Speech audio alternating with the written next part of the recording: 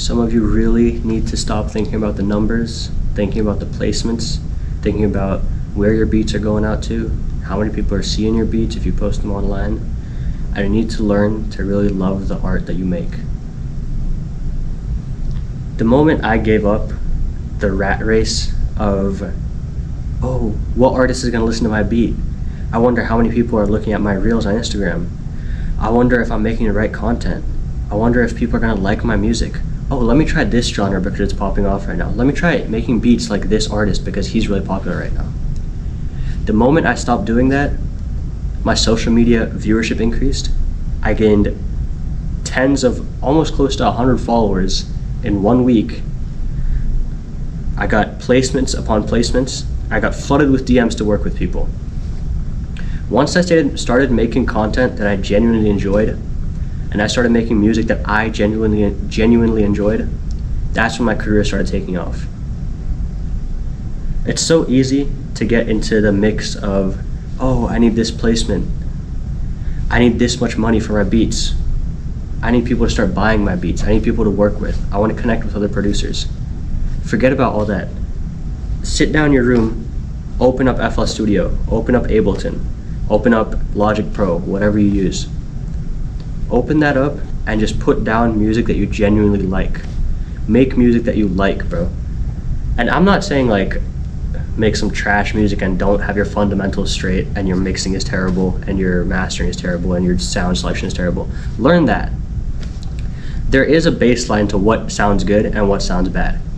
But after that baseline, the style of music you choose, the genre of music you choose, the people you choose to send your music out to, the people you choose to work with, keep that your own. Keep that individualized.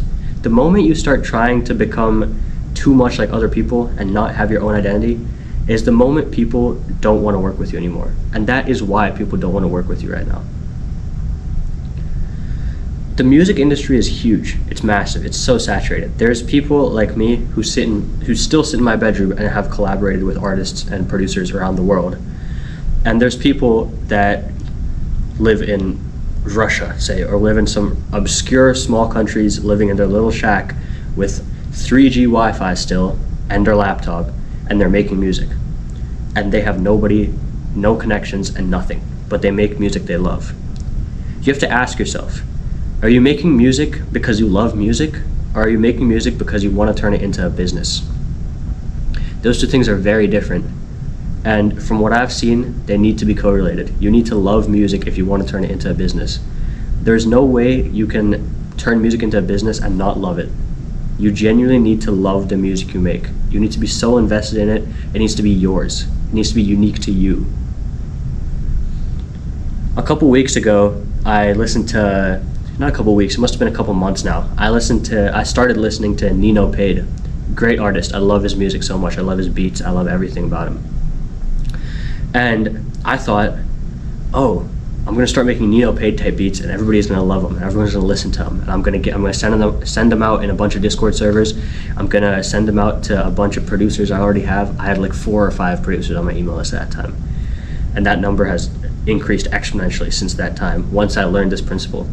But for the sake of the story, that time I wasn't sending out my beats or my loops or anything to many people. But I started making Nino Paid type beats and using his drum patterns. He has like a lot of like ARP vocals and stuff in the background and pads and stuff, and it's super like airy type of beats. I started making those and they were all right. They weren't terrible. Definitely like people, like if I showed it to Nino Paid, it was his type of beat. Like somebody who's following Nino Paid's artistic style would definitely be okay to hop on that type of beat. But nobody wanted them. Nobody liked them. And that's because I didn't like them. I was just doing it because it was popular at the time. I was doing it because Nino Paid was blowing up.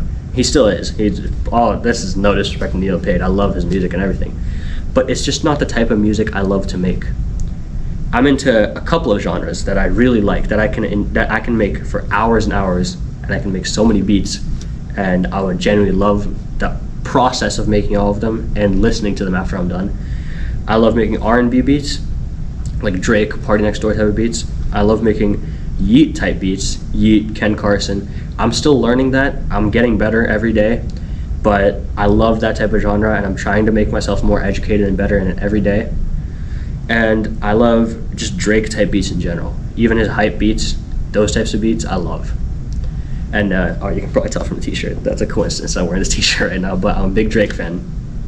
And I spend the most time making those types of beats because those are beats I genuinely like, I genuinely listen to, and the type of beats that I value. When you have an inherent value in your beats, people will get drawn to them. People will want to work with you. There's so many beats that I thought were great, but I didn't like. They were great for the genre, but I genuinely didn't enjoy making. I was making them based off maybe like a YouTube sketch, like a YouTube tutorial that I had, and then I kind of like sparkled it up to turn it into my own style. But I genuinely didn't like them. Like, I wouldn't want to hear an artist on that type of beat. And nobody wanted them.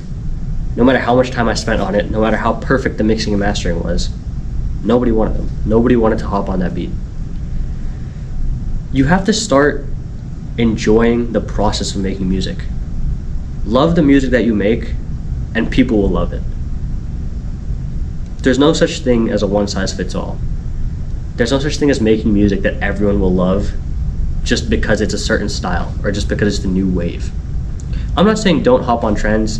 Definitely, if you can cash in on a trend that's going on right now, do that. Do what is most profitable to you.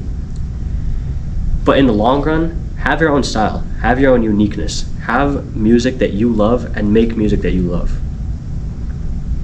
If you want more tips like this and want more advice, want personal beat reviews, and want a community of producers globally that are willing to work with each other, be sure to check the first link in my description for my bedroom to Billboard Academy.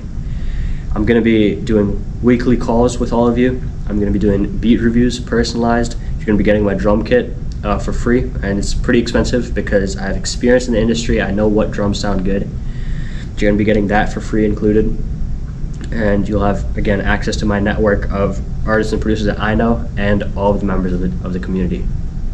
So make sure to check that out. Peace.